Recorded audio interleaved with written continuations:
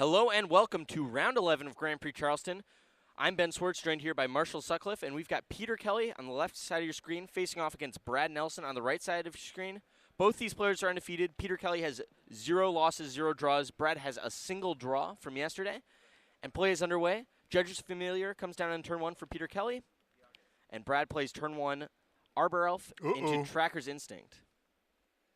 All right, well, he hit an Unburial Rites and a Lingering Soul, so he's definitely going to be able to get some value down as the game progresses here. But was unable to get a creature from that Tracker's Instinct. That's right. Now he wants to decide if he wants to attack in and let that Judge's Familiar trade. He just passes the turn back to Peter. This is the first time we've seen Judge's Familiar. What deck do we assume that Peter's on here? If he leads the green-white aggressive deck, it looks like. Okay, so this is just a white card basically in his deck. Yep. And he's going to play a Temple Garden untapped. I think Brad Nelson's deck has been the story of the tournament so far. For sure. Hoofing people. All right, he's going to play a second Judge's Familiar. This does not, of course, trigger the Champion of the Parish. And he's going to battle with this other one and bring Brad down to 17. Now, Judge's Familiar is an interesting card. I haven't seen it yet here. You can sacrifice it to counter target instant or sorcery unless his controller pays an extra 1 mana. So Brad's going to flashback Lingering Souls, get 2 1/1 Spirits in play. And play a mulch. He's going to say, do you want to lose one of your Judge's Familiars? It's just a measly mulch. Yeah, well, Peter does, and okay. Down goes the 1/1 flyer. And down goes the mulch. Another... Rashad reminds us that mulch draws him like 5 cards, so he kind of has to counter it. Measly mulch. That's what Rashad Miller and you've offended Rashad calling them mulch measly. BDM and Ben Sec want you to think, yeah, it's not that big of a deal. All right, he's going to play a Knight of Glory. It's a human. It's going to trigger the champion, but it doesn't. And the champion actually is going to be able to get in here thanks to Exalted. He would normally probably wouldn't want to trade it off for 2 spirit tokens, but here it doesn't. Brad doesn't even have that option, so it's the Exalted trigger comes in 3/3. Brad falls to 14. Yep, so he's chipping away at Brad's life total here as Brad is trying to set the stage for maybe something big. Maybe just a bunch of Lingering Souls. That also, though, plays quite good defense, generally speaking. He can start chump blocking with them if he just wants to make the game go as long as possible. If he has reasonable blocks, he can also just try to trade off some tokens for like a champion or a knight. So Brad, looking through his options here, I saw a Sublime Archangel in Peter's hand. So if he draws another land, yeah, that's going to be tough for Brad's deck to deal with. It's really sort of a race situation. Brad's going to try to go for his quick kill, but I think Peter's quick kill is a little faster than Brad's. Yeah, Sublime Archangel, the mythic rare from M13. 4/3 flying for 4. It gives all of your creatures Exalted, and it also has Exalted. So it gives all other creatures you control.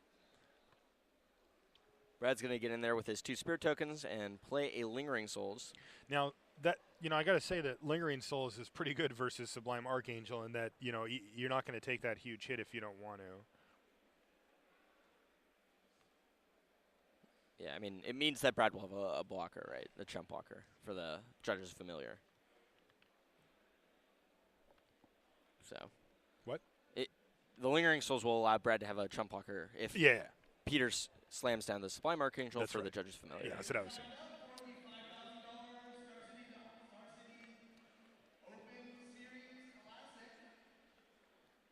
So Peter looks to have that 4th land. He's going to play Cavernous Souls and Sublime Archangel. Now he has to decide with which creature is he going to attack.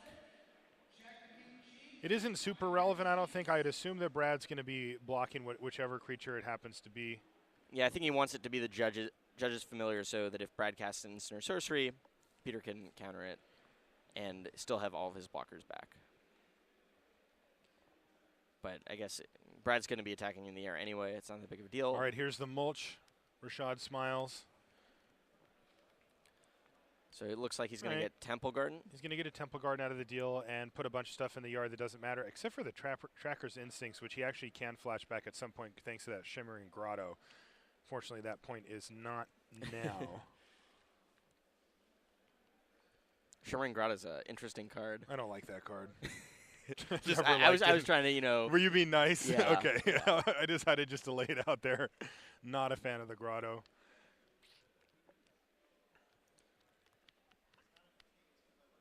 But Brad here is using it in his deck. Woodland Cemetery, and he's setting up 1, 2, 3. He is going to flashback that Tracker's Instinct, using the Arbor Elf to generate 1 more mana. Oh, all right. Fair. Mill another Unburial Rites.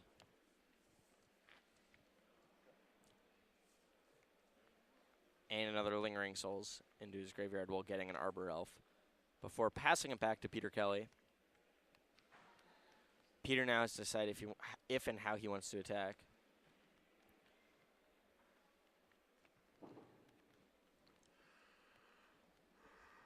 Looks like he does have a fencing ace in his hand. Oh, really? Yeah, Wow, that's unfortunately, kinda it's spicy. not too good against Lingering Souls. But he will cast Fencing Ace, the And 1/1 double striker. Yeah, and you know, he is going to start chipping away at these tokens. Brad can block for quite a while, but not forever. He says, all right, very late trigger on the champion. All right, so now he's just going to take to the skies and to the ground here. No. Brad doesn't really have any Exalted. great blocks. Well, he could triple block the Yeah. Angel, but he's got to imagine that something's up.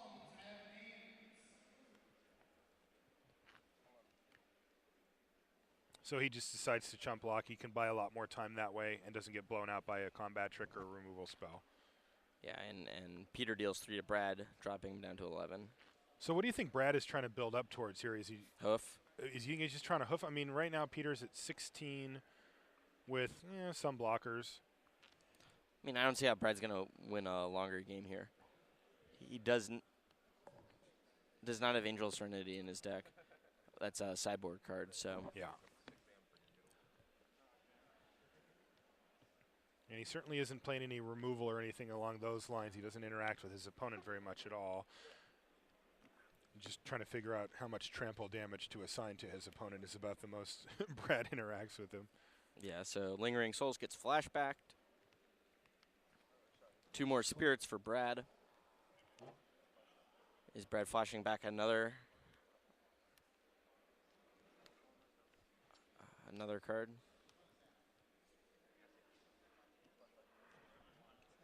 It's like another Lingering Souls. Indeed, so he's built up a huge army of Lingering Souls tokens here, and these are going to hold off Peter for quite a while and set up so that if Brad is able to hoof him, it's going to be a ton of damage.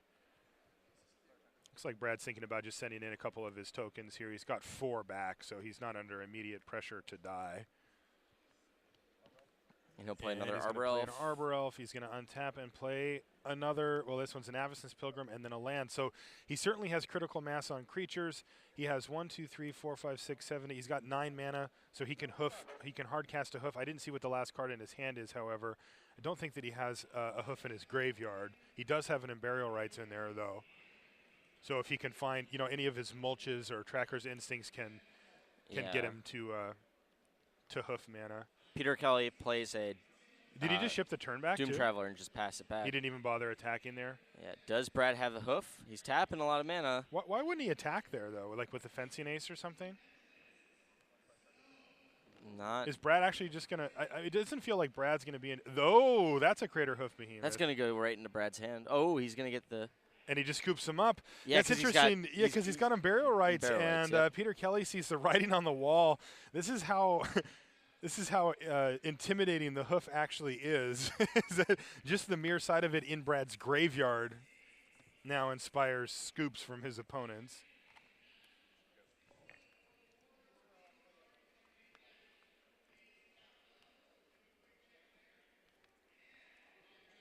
So there you get a look at the feature match area.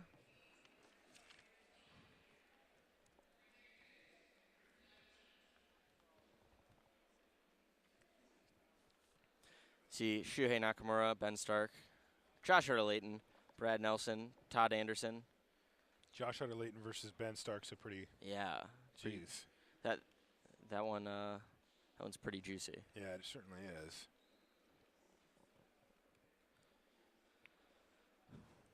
We're going Let's to take a look at, Florian versus Brian Kibler. Brian's on the right-hand side, and Florian's on the left there. Looks like Brian is off to a nice start here with a Thalia. But the Wolf here, Avenger, is going to get Azorius turned back to the top of Brian's deck. The one of. Yeah, the one of in his deck.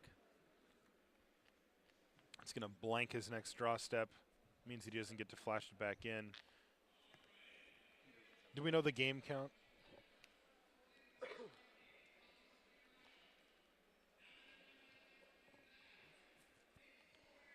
Florian's at 17 life here. Kibler sitting on 20. Not sure who won or lost game one, but he says target this, and then this trigger happens. It looks like he's going to get a unsummon. Oh, there's a supreme verdict, I believe. So that would mean that we are in game two. okay. Yeah. So there's. We are in game two. So Kibler took down game one.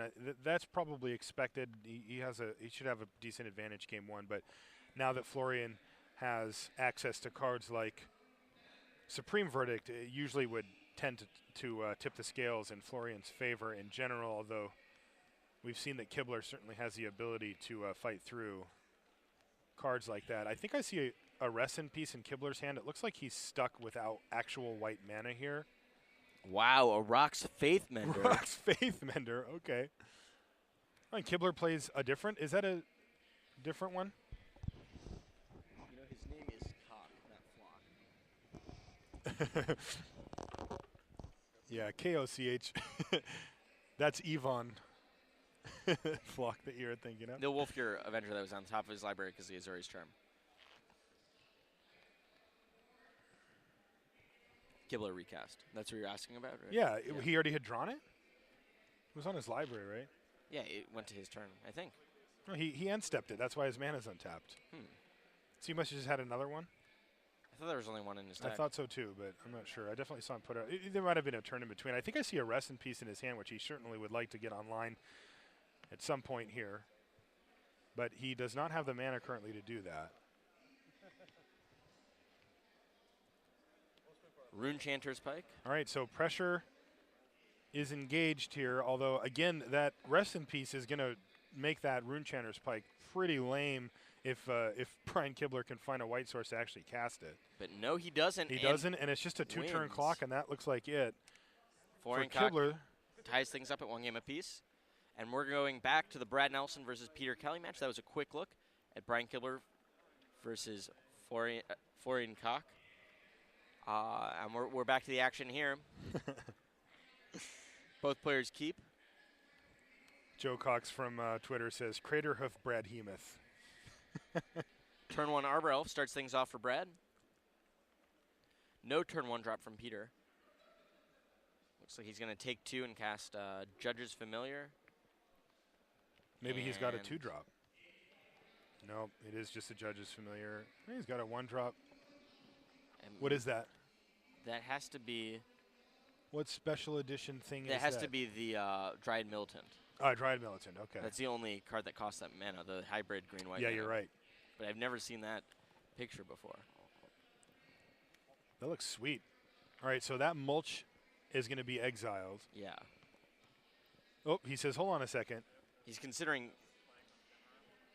So any Unburial Rights or Lingering Souls that he hits are going to be exiled. Wow.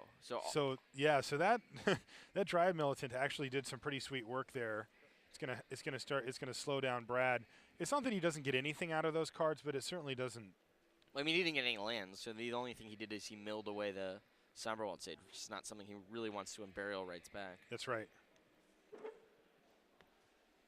But maybe Brad wasn't expecting Graveyard Hate in the form of Dryad Militant, so... Ooh, a Rancor on a Judge's Familiar. I did not think I was going to see that this weekend.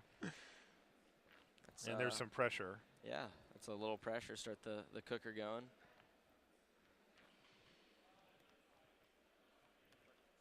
Tracker's Instinct.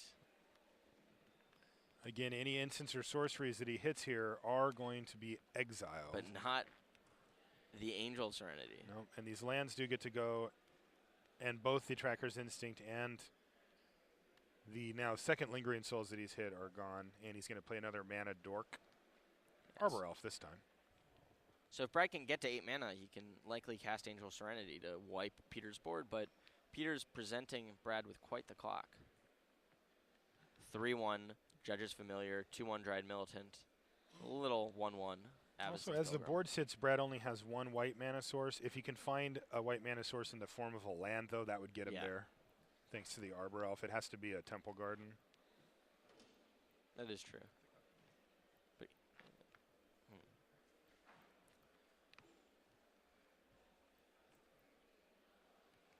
Fencing Ace for Peter Kelly. That's the game day promo of Dryad Militant. Okay. Did you go to game day? I did not. No.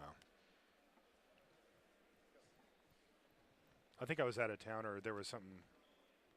It was during a Grand Prix or something. Yeah, it was during Grand Prix San Jose. Yeah, I was playing in that Grand Prix. I think it was during Grand Prix. I think it was too. Also States. Yeah. I don't know. So another Judge's Familiar enters the battlefield for Peter Kelly, and he's going to go to his attack step, attacking with both the 1/1 flyers. One of them has Rancor on it. He's chipping away at Brad's life total pretty significantly here. And looks like he's got an Avacyn's Pilgrim and a Gavany Township, which he's going to be able to activate next turn. That's going to get really ugly for Brad if he can't do anything pretty quickly here. Brad activates his own Township, and then now he's going to play a Mulch on his turn. Mulch. Angel of Serenity. There's this a time land. It's going to get him lands. Although Shimming Grotto is not really the white source you wanted to see. It is not.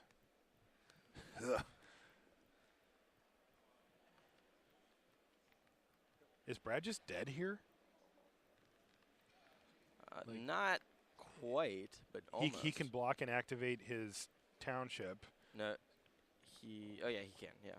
But so he does have that, but yeah, it looks like it was lethal enough, and Brad is going to scoop thanks to the Township on Peter Kelly's side. So we're going to get a game 3 here. Wow. We saw Dryad Militant do a ton of work that game.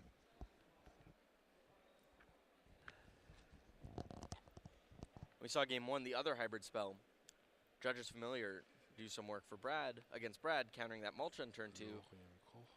But Brad was able to take that first game, driving this match to the third game of the match. So, should be an exciting end. We're going to go back and take a quick look, another quick look, at Florian Koch versus Brian Kibler. Brian has a Triumph Ferocity in play, but Florian, as we come to the action, plays Snapcaster Mage, flashing back on Unsummon. And that's going to turn off, now not only that, I mean, I guess the Snapcaster Mage itself turns off Triumph of Ferocity and also just sets Kibler back on mana here by unsummoning.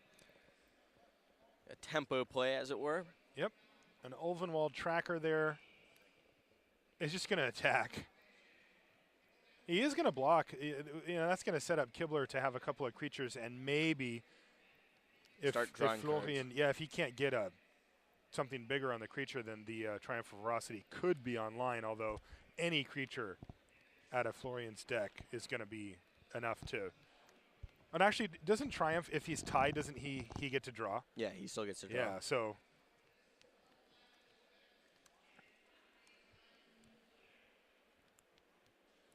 Yeah, if you control the creature with the greatest power or tied for the greatest power, at the beginning of your upkeep, draw a card. But Florian is very aware of such things.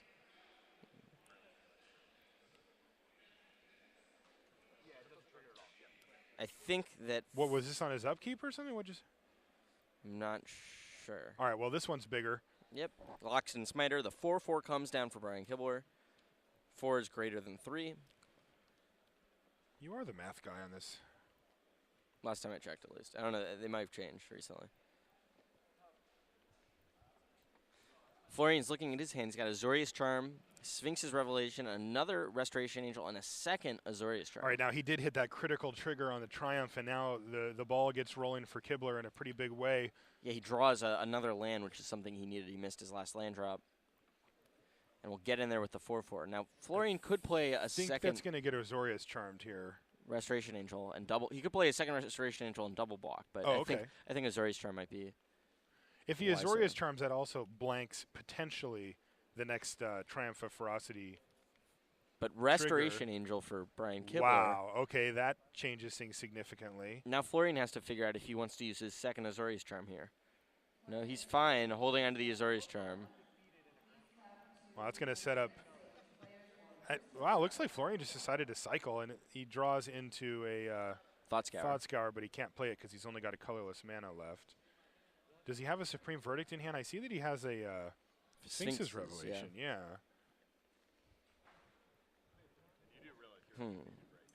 Interesting that he didn't want to still use the Azorius Charm on the Loxodon Smiter. I guess it doesn't. The reason he wanted to do that is prevent a Triumph Ferocity trigger. But with the Restoration in play, Brian Kibler is going to get the trigger anyway. He gets the trigger anyway, so he just decided to leave it.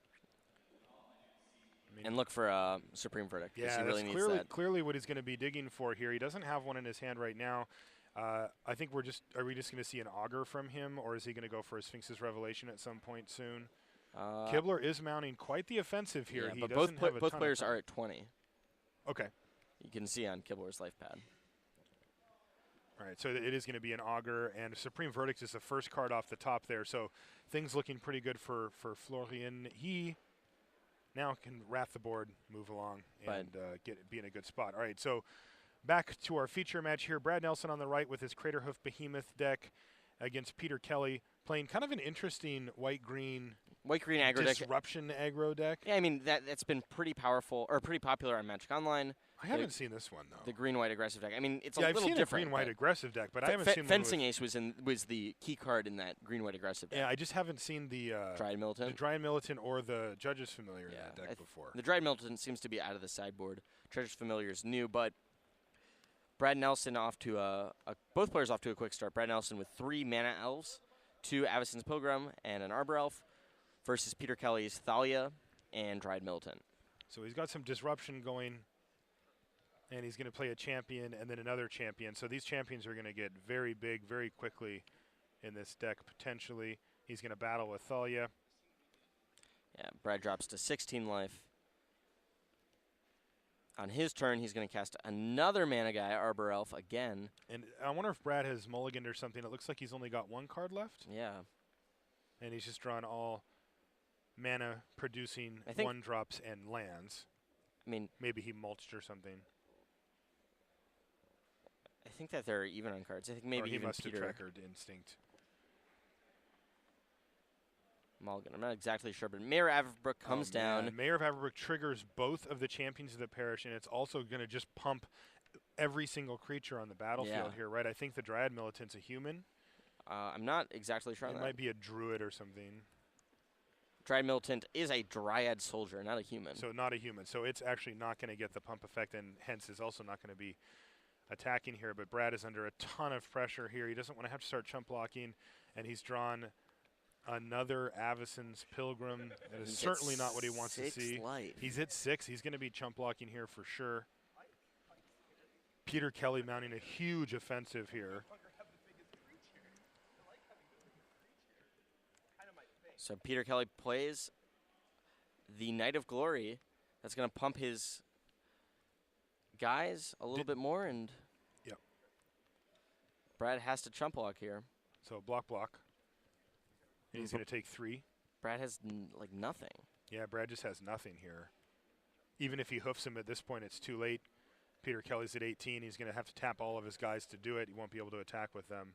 And that's the match. He's going to extend the hand, and it looks like Brad is going to fall to 9-1-1, while Peter Kelly advances to 11-0 with his aggressive disruption package. Wow. What a match. That was insane. Like, that deck looks really good. Cheap, efficient creatures that disrupt your opponent in a very meaningful way. What's more interesting, that or Craterhoof Behemoth? I mean, Craterhoof Behemoth, but... Back to the Kibler match. Kibler versus Florian Koch match. So I'm assuming that there was, at some point, a Supreme Verdict resolved here. Yeah. Yeah. And I still see the huge blowout play sitting in Florian's hand. He's got the Sphinx's Revelation. So as long as he can keep his life total up enough to not get just overran by Kibler's green creatures here, he's going to be able to resolve that Sphinx's Revelation, get himself up to a reasonable life total for the turn, and then untap with just a ton of cards. Kibler still has been able to generate card advantage from the Triumph for us. It's been in play quite a while. So he continues to have gas in his hand. DI gas? If Zach, did Zach Hill just enter the room? Another Augur of Bolas comes down for Florian. He's going to look at the top 3 cards of his library. He bricks. He sees land, Rune Chanter's Pike. Those are going to go on the bottom. I was talking to Alex Magilton, who's also playing the same deck as Florian Koch. He said, the times where you play Augur of Bolas and you put Rune Chanter's Pike on the bottom, it's just terrible. If you ever mill it away, you just always want Rune Chanter's Pike in this deck. It's terrible, a terrible feeling when that happens. And they only have room for 2. 2 or 3. Let's see. The most I've seen, most of the decks I've seen have 2. I don't know how many Koch is running, but some amount. He does seem to be a super important card in the deck, but they also have to dedicate a lot of slots to the instants and sorceries and such that that make that card good.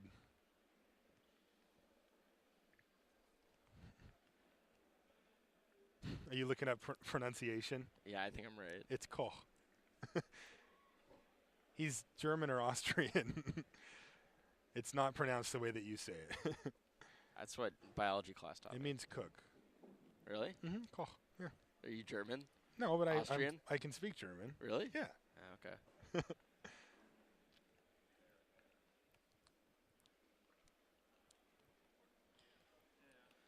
Right, Either way, Thragtusk is getting triple blocked here. But Azori's Charm is going to take out the Smiter. I mean, Florian's sitting at 18. Not exactly sure why he's going to use triple blocking there, unless he's got a Supreme Verdict that he wants to use. But yeah. Hey, where's the Beast token? Did Kibler forget about the Beast Did token? he forget, or is he just getting one?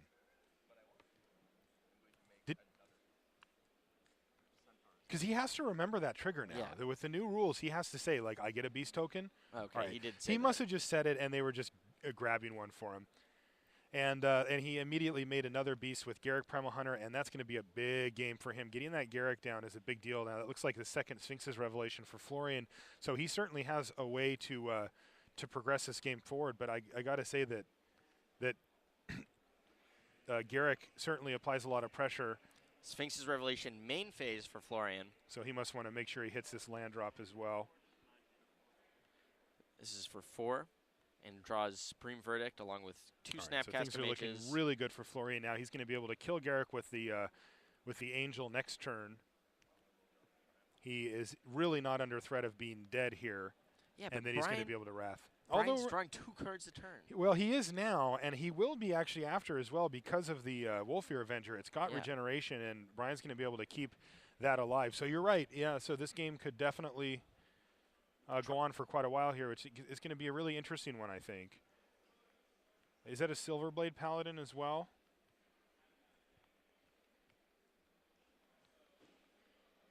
I didn't see, but I mean, Brian's sitting with a full grip here. Yeah, I think he's got 6 cards in hand. It's as if Brian casts Sphinx's Revelation.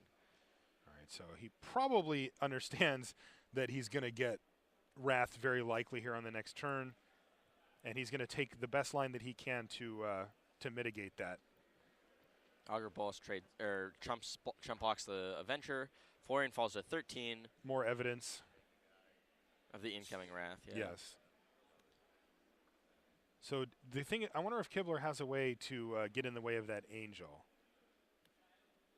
He does have, I believe, his own Angel. No, that's actually a Thalia.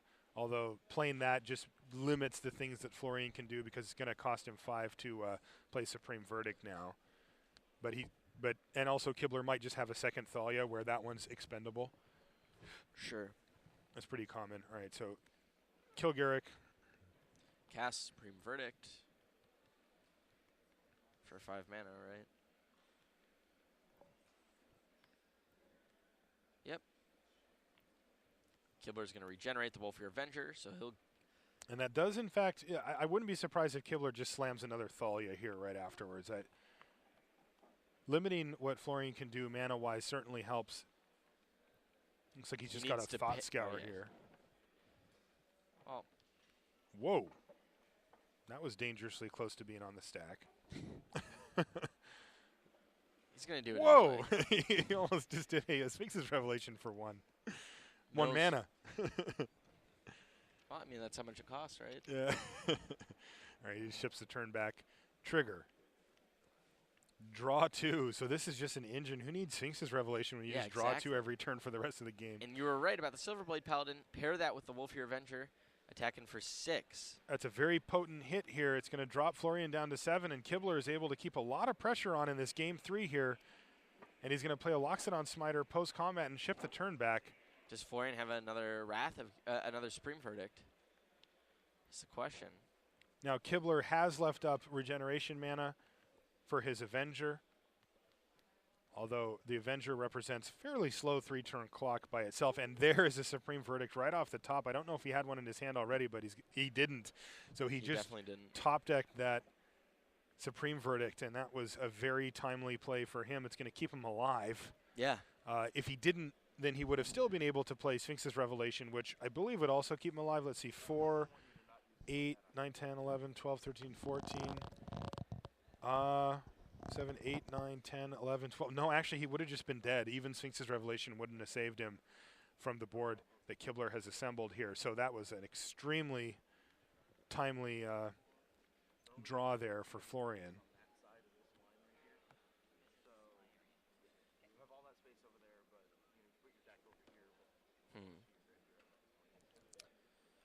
So Florian's trying to figure out what he wants to do this turn. He could play Snapcaster and flash back Supreme Verdict, which is what he's going to do.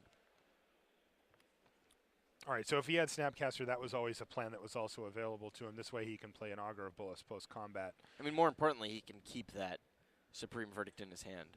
So it seems less likely that he has it, right? That's right. Yeah, it's very deceptive for Kibler because he says, well, he doesn't necessarily assume that, but he can certainly think of it. All right, he's got a second Silverblade Paladin. He's going to battle with the Avenger. See, now it wouldn't surprise me if Kibler just plays a bunch of guys here. I mean, even then, like, Kibler kind of has the ability to do that anyway because he's drawing so many cards, but... Man, that Wolfear Avenger has just been insane. It's doing this game. work. Yeah. I mean, look at this. Like, right now, Florian is again in a position where he's going to have to do something to either disrupt the Wolfear Avenger plus Silverblade Paladin combo. If he doesn't have anything, he's going to have to Wrath. Otherwise, he can gain 1, 2, 3, 4, 5, 6 and draw 6 cards. But right now, Kibler's got 10, 11 power coming at him, so that actually would keep him alive, barely. If Kibler played something like a second Silverblade Paladin on his and paired it up with his Avacyn's Pilgrim, he could do something as well. It looks like they're Kibler's very animated with his hand motions. I think they're trying to figure out if, like, Florian drew a card for the turn or something. Okay. Similar to that. So they're consulting a judge, it looks like.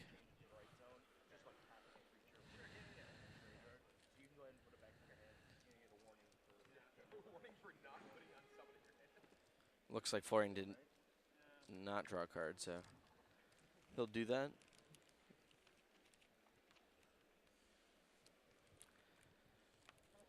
And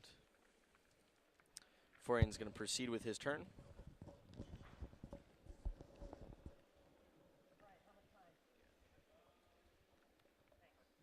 Let's see what Florian can cook up. He's going to cast Supreme Verdict. Avenger's going to regenerate. But now Florian has quite a bit more mana at his disposal. He's going to unsummon the Avenger, and he's going to have mana untapped to activate that Moorland Haunt, removing the Snapcaster mage he destroyed the previous turn. Yeah, Kibler wisely does not reflash in his Wolfear Avenger because he wants to play around Syncopate. And that's exactly what Florian has in his hand as well. So that was a very, very adept play because I'm pretty sure Kibler had enough mana to just replay it that turn if he wanted, which is also very tempting because when you have Triumph of Ferocity, you want to try to get those extra cards off it as well. Kibler looking through Florian's graveyard.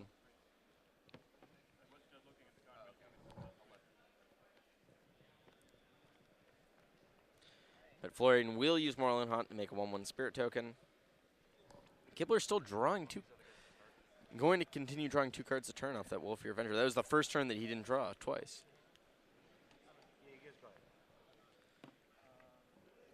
All right, so it looks like Koch is setting up for a big Sphinx's Revelation eventually here. Sitting in a somewhat precarious 7 life, even versus Kibler's green-white deck, it's definitely capable of putting together a big punch of damage. Right now, he's just going to battle with all of his guys. See what Florian does. Yeah, I think he's just going to take it. He goes to 5. I mean, he takes 5, goes to 2.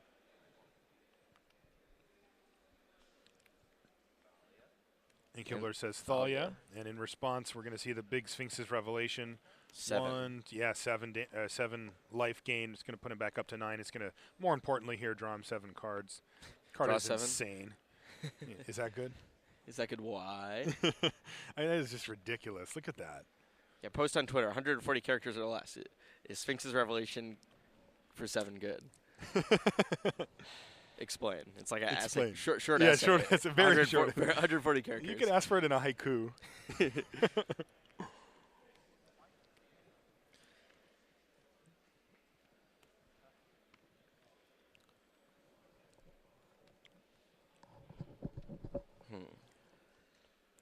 So Koch is sitting there and surveying the beautiful scene of having like 8 cards in hand with 11 mana available in whatever colors you want.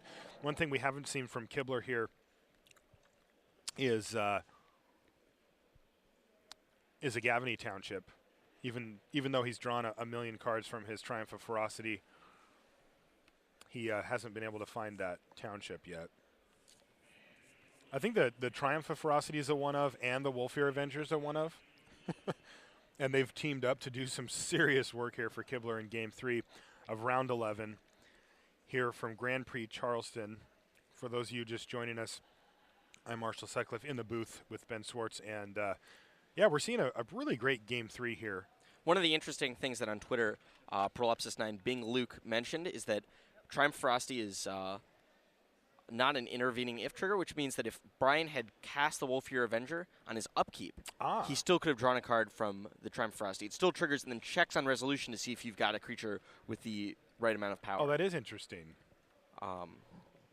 Thank you. Bring in the knowledge. Yep. Bing had a really good run in Philadelphia. He's also a Community Cup champion. Yeah.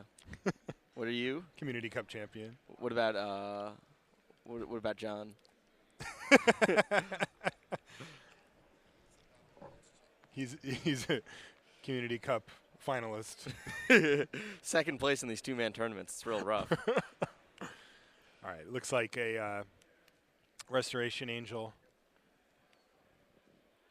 is going to block the Wolfear Avenger. He's going to regenerate it, and he's going to play a lowly Arbor Elf. So Kibler, even though he still has been able to draw a ton of cards, hasn't really been able to put a bunch of pressure up in these last couple of turns. And there's a Runechanter's Pike, and this is going to make short work of Brian Kibler if he can't do something about it. He says, I'm going to take it. How much is it? 1, 2, 3, 4, 5, 6, 7, 8, 9, 10, 11, 12, 12? So it's 15? So Kibler drops to 5 here? Man, Runechanter's Pike. Man, who needs Overrun? All right. And it looks like since Florian is holding just a whole bunch of cards, there's going to be some counter spells. And Kibler somehow flooded out after having an active Triumph of Ferocity forever. He could not find any way to punch through that last chunk of damage, even though he had him on the ropes for quite a while.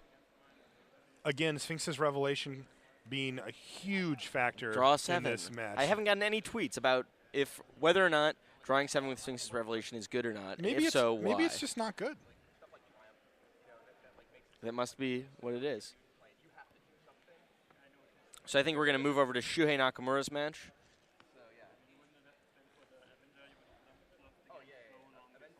In just a second. Quick look at Shuhei Nakamura versus Bernie Makino going into their 3rd game. Shuhei with only 1 loss, playing against Bernie Makino, who's a loss and a draw. Actually, I think I see a match slip there. Okay. This is Shuhei. All right. I think actually Shuhei has 2 losses. I'm not sure if that has been updated yet, but we ate dinner with Shuhei last night. We did indeed. Restoration Angel takes out Shuhei's Jace, Architect of Thought. Is that an echo chamber? No, it's a conjurer's closet.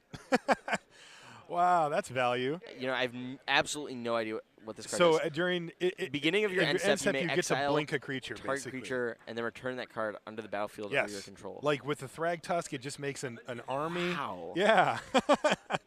That's sweet. I saw one of those out on the floor yesterday. I didn't think that we were going to be seeing that card in day 2 here. Bernie McKenna shows up with a Conjurer's Closet. Planar cleansing. Wow. All right, Conjurer's Closet down. Looks like a beast token. Ugh, we still haven't found it. There is not a beast token on site, apparently. But a Mana Bloom for Bernie. What is going on here? Wow, Bernie went very deep with this, and it looks like they're both sitting at 8 and 2. Shuhei's going to attack for 3, and he's probably going to be digging, or at least hoping to draw a Sphinx's Revelation for himself. If he's able to do that, should be able to generate enough advantage to put away Bernie, who seems to be fairly low on cards here, although he's got his own Thragtusk to help stem the bleeding in a pretty major way. He's going to go back up to 17. He's also going to be able to block if he wants against that that beast token. I see that Shuhei has a Thragtusk in hand, but he doesn't want to trade. He's just going to pass the turn back. Shuhei is at 25 life. There is a Crater Hoof Behemoth in hand. How many hoofs are we going to see this weekend? Bernie McKenna is well known for his performance in some other card games. Oh, is that right? Okay. But that Crater of Behemoth, if he plays it now, does he have the amount of mana? Nice. 1, 2, 3, 4, 5, 6. Yeah, he's just only got 6. He needs to get 2 more. He does have an isolated chapel in hand, however, so he is going to. Actually, he had enough mana to do it because he's got the Mana Bloom. Next turn, he can hoof. He could have hoofed this turn if he wanted. 5, 6, 7. Yeah, with the Mana Bloom. You're right. He decided to trade off first, though. Looks like we've got a haiku answer to our haiku contest. But that's a really good one, too. Shuhei is going to activate Jace's ability. Bernie's going to separate Angel Serenity versus Forbidden Alchemy and Sun Petal Grove. A couple of updates. Patrick Chapin is 8 and 3 now. He dropped one to Boros Humans, and I see that Jerry Thompson is 9 and 2.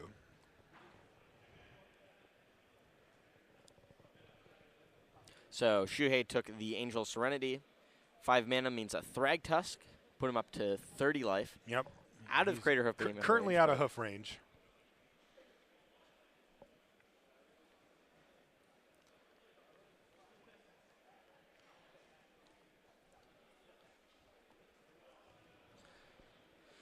But there's 2 hoofs in Bernie's hand? There's 2 now? No, there's only 1. What's that second card? It actually looks like an Axebane Guardian, but there's no way that's what it is. So it's not a second hoof, though. You sure? Yeah. Unless there's like a special version or a foil or something. I think it's just a foil hoof. Oh, it might be a foil hoof. So hoof comes down, giving both his creatures +2 plus. No, it's not +2/+2 and trample. One's headed towards the Jace, the beast that is, and the hoof towards Shuhei's head. Jace bites the dust. Shuhei takes 7.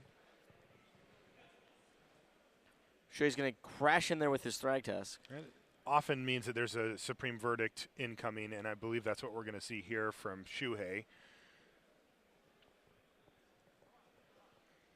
Indeed, Supreme Verdict, and it's going to leave Shuhei with a 3/3 beast. Oh, I think it's an Avacyn's Pilgrim. It's like a special. Okay. Oh, yeah, you're right. It's the FNM the FNM one or whatever, yeah. Disciple of Bolas drawn for Bernie. That's an interesting one. It would have been nice last turn for him. Avacyn Pilgrim comes down. Bernie already flush with mana, though. And Shuhei's tapping quite a few. Is this going to be Angel Serenity? Yep. Angel Serenity. It's remove your back Pilgrim. 2 Thragtusks from his graveyard. Man. That is a big deal. Bernie draws a Thragtusk of his own, though. Yeah, that's pretty good for him. All right, so he's going to play his Thragtusk. Now, does he have enough mana here? There's 5. Nope, he's 1 mana short. And that's going to get dissipated anyway. And it's 1 mana short from being able to, from him being able to play his Disciple anyway. Shuhei cracks him with his creatures, dropping Bernie down to 6. And does he have something? He has a Farseek. He could play the... No. Farseek. He says Farseek, I guess? Where are we going with this, Bernie? Yeah, I think he's actually just dead. I mean, he can just play the Disciple, right? He can play the Disciple, but if he didn't cast that Farseek, I think he had enough mana to play the Disciple and maybe play something else. Use Vault of the Archangel to give it lifelink. But now he's just no cards in hand. Shuhei attacks. Bernie survives 1 more turn by blocking. And Shuhei passes it back. What does Bernie have? Top card is... Can't see. Sever the bloodline. Sever the bloodline. That's... So he's going to get back a chump block, and he's going to get back his Avison's Pilgrim. He's going to be able to play it, and he is going to be able to chump block that beast, so he will be alive. In fact, and can he use the Mana Bloom on his opponent's turn to activate his vault? Looks that way. Okay, he's still there. I mean, he's going to be facing down 2 Thragtusks in a minute, but he'll be at 2 life. Also, Shuhei, even Thragtusk is so good. I mean, Shuhei could just run both of them out and doesn't even care about Sever the Bloodline anyway, right? Yeah, if he severs, he just gets 2 3/3s. Right, so Shuhei's going to attack with the 3/3s. You don't have to tap your enchantment. He does gain a life, though, and is still alive. And, yeah, Shuhei just says, sure, take 2 Thragtusks. If you want to tap out and cast Sever, you're dead. So yeah, go ahead. That is not an option. He needs something like Lingering Souls. What did Bernie draw? If he has Lingering Souls, that would be pretty ideal, but I think Bernie might be dead here. He's doing some counting. He's drawn an Acidic Slime. And that's the match. And he extends the hand to Shuhei. Shuhei advances to 9-2, wins the match 2-1 over Bernie McKeno. Speaking of somebody who did pretty well at GP Philly.